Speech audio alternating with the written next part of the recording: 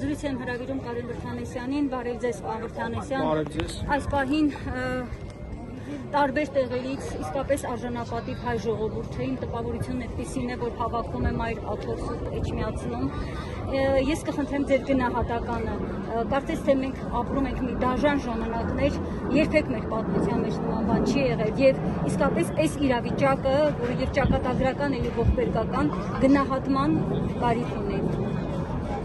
Կարծում եմ մեր պատմության մեջ ցավոք եղել են նման էպիզոդներ, դրվագներ, բոլշևիկյան, տերորի ժամանակ,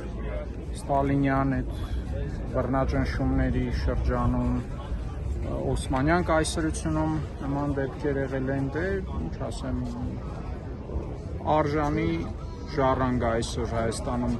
իշխանությունը զավթել եւ շարունակում է այդ ծրագրերը, այսպես ասեմ։ Ում արժանի, դավաճաններին արժանի։ Արժանի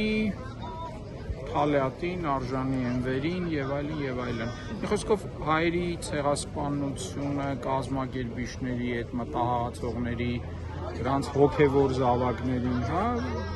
sense հավասարը կարող է իրանց շարքում լինել։ Պարոն Վրդանեսյան, բոլորս խոսում ենք այս օրերին եւ հիշում ենք, որ 2018-ից ես ավելի վաղ եմ հիշում, նրա բոլոր հոդվածները հակաեկեղեցական են եղել տարիներ շարունակ, բայց որպես վարչապետ երբ եկավ 2018-ից նա թիրախավորեց մեր եկեղեցին, մեր հոգեվոր արժեքները, բայց այսօր այդ թիրախավորման բումն է, ինչպես ասում են, ծրագիրը ինչ փուլում է հասել, ինչ է նա իրականացնում, հրահանգը կարծես թե ակնհայտ եկել է երկու հարևան թշնամական պետություններից։ Եթե մենք հասկանում ենք ինչ երևույթի հետ գործ ունենք, այդ հարցերի պատասխանները ինքնըստինքյան արդեն կան, հա։ Մենք գործ ունենք բռնապետի հետ, իսկ բռնապետները, նամանավանդ պոպուլիստ բռնապետները ամեն գնով փորձում են ցանկացած ինստիտուտ, ցանկացած ուժ, կազմակերպություն, խումբ, որը ի վիճակի է իր շուրջ մարդկանց մոբիլիզացնել, փորձում են դա ապամոնտաժել, քանդել եւ այլն, իրանք այլ կերպ չեն կարող։ Օրինակ շատ, չգիտեմ, մեծահարուստներ կան, բիզնեսմեններ կան, որոնք համարում են, որ դե եթե իրանք գլուխը կախ մնան, չզբաղվեն քաղաքականությամբ, իրենց կարծիքները չարտահայտեն, ապա դե կարող են յոլա տանել, չէ, այդպես չի լինելու, որովհետև որտեղ կա ռեսուրս, ինքը այդ ռեսուրսների հետևից գալու է, որովհետև իր համար անթույլատրելի է, որ ինչ որ մեկը բացի իրենից այս երկրում կարողանա մարդ հավաքել, կարողանա օրակարգ թելադրել, կարողանա ինչ որ բան բարձրաձայնել եւ այլն։ Եվ մենք այս այդ 7 տարիների ընթացքում այդ ապամոնտաժեց քանդեց պետական ապարատը, հա, տարբեր փուլերով դատարանները զավթեց, դատական համակարգը ըստ էության քանդեց, լրիվ իրան ենթակա դարձրեց, հա, եւ այլն։ Հիմա արդեն ազգային ինստիտուտներն են, իդեպ այդպիսի մի հենասյունել ազգային Արցախն էր, որը էլի քանդեց, հա, Արցախ, որտեղ 2000 տարի այսպես գրավոր վկայություններով, հա, հայկական ներկայություն է եղել, հա, ու անընդհատ հայկական ներկայություն է եղել, արշավանքներ վերապրած եւ այլն, ասենք, իսկ Նիկոլ Փաշինյանի արշավանքը չվերապրեց։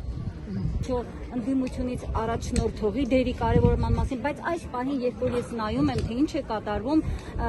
Սուրբ Էջմիածնում, ես կարծում եմ, որ տեղի ունենում այս պահին եկեղեցու շուրջ հայ ժողովրդի համախմբման գործընթաց։ Ինչ կարծիք եք այս դիտարկման հետ կապված։ Ես կարծում եմ, որ ամենամեծ խնդիրը մեր այն է, որ ինչ որ հույսեր են կապվում ինքնաբուխ գործողությունների հետ, արագ ինչ որ արդյունքների հետ, ես իմ ամբողջ փորձը, գիտելիքը ցույց է տալիս, որ եթե քո դեմ պատերազմ է վարվում, եթե քո դեմ պատերազմ են վարում երկու պետություն եւ այդ երկու պետությունների նաեւ խամաչիկ ներկայացուցիչ, հա, բռնապետ Հայաստանում, որը էլի ամբողջ հայկական պետական ազգային ռեսուրսը զավթել է եւ օգտագործում է հենց հայ ազգը ապամոնտաժելու համար, հնարավոր չի, եթե քո դեմ աշխատում է թշնամական համակարգ, հնարավոր չի այդ համակարգի դեմ պայքարել ինչ որ ինքնաբուխ, խուզական ալիքներով, հա, պայքարը պետք է լինի համակարգված, երկար, այդ շատ վնասակար խոսույթ է, որ չգիտեմ, Նիկոլը ապիկար է, Նիկոլը խեղճ է, վախեցած է, ոչ խեղճ է, ոչ վախեցած է, ոչ ապիկար է, շատ է լավ ծրագրում է,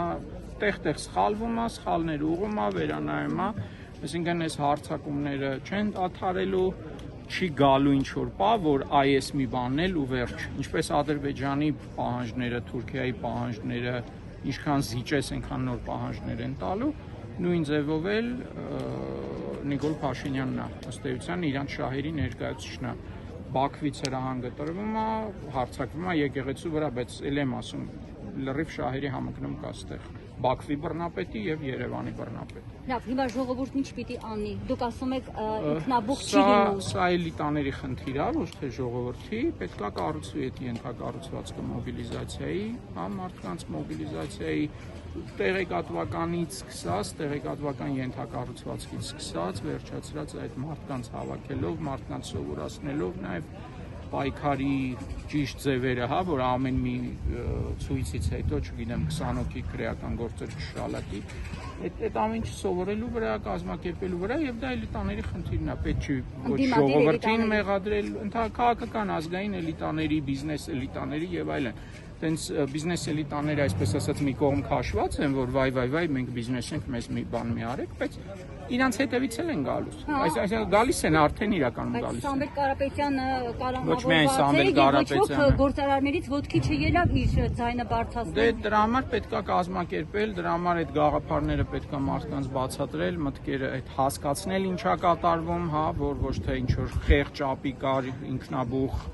դրսևորումների հետ բան ունեն, հա, այլ շատ լավ մտածված պլանի, լավ քողարկված ու քայլ առ քայլ իրականացվում։ Եվ վերջին հարցը ամեն դեպքում հստակ հա հասկանանք ովքեր պիտի կազմակերպեն, որ քաղաքական ուժն է իզորու այս պահին այդ կազմակերպչական աշխատանքն անելու։ Նկատի ունեմ, քանի որ հասարակության մեջ եւս կա անվստահություն ընդդիմադիր հատվածի նկատմամբ։ Այդ անվստահությունն էլ պատահական չի, նախ դա հատուկ հրահրվում է իշխանության կողմից, ընդդիմությունն էլ ընդդիմադիր որոշ գործիչներ, հա, տարբեր ռանգերի ընդդիմադիրներ իրանց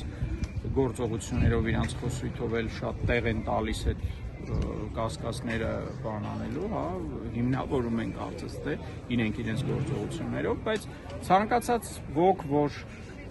գալիս է ասում է ես, չգիտեմ, պատրաստվում եմ մասնակցել ընտրությունների կամ ես պատրաստվում եմ ժողովրդին հավաքել, դուրս բերել փողոց եւ այլն, այդ մարդը էլիտա լինելու հայտ է արդեն ներկայացնում եւ այդ մարդը պարտավոր է արդեն այդ ամբողջ կազմակերպչական աշխատանքը անի։ Հիմա գիտեք ինչ,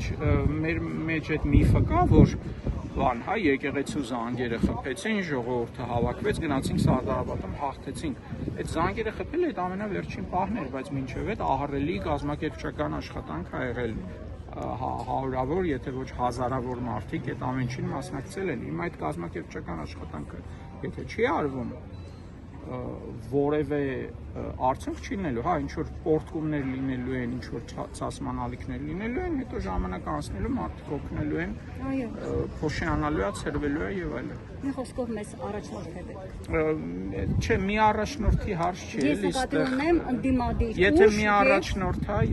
առաջնորդա, դա էլ է խնդրարից, որտեղ եթե տեսնում ես, սա է առաջնորդը, այդ առաջնորդին շատ հեշտ է չեզոքացնել, այդ ամբողջ շարժումը փլվում է։ Ամեն դեպքում դուք չտվեցիք որևէ ընդդիմադիր ուժի անուն, որին կարելի է տեսնել, որի շուրջ համախմբել։ Չէ, մի ուժի շուրջ չէ, բոլորը պետք է իրար հետ աշխատեն, չկա այդքան ռեսուրս, որ չկա աշխատանք։ Հակառակը մենք տեսնում ենք ոնց են իրար տեսնում ենք պարակտում, մենք տեսնում ենք մեղադրանքներ իրար, հա, ուղղված եւ այլն։ Հա, այդ ինչը կազմակերպում է։ Ես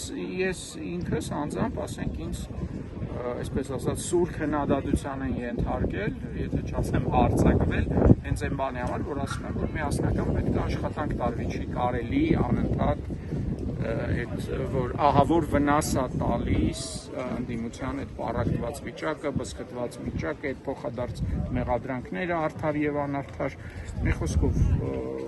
այնպես որ հա, այդ մարդիկ պետք է միասին աշխատեն, եթե չեն զգում վտանգի սրությունը, որ վտանգ է ինքանա, որ արդեն գոյաբանական խնդիր է, դա էլ է արդեն շատ լուրջ հարց էլի։ Շնորհակալ եմ։ Խնդրեմ։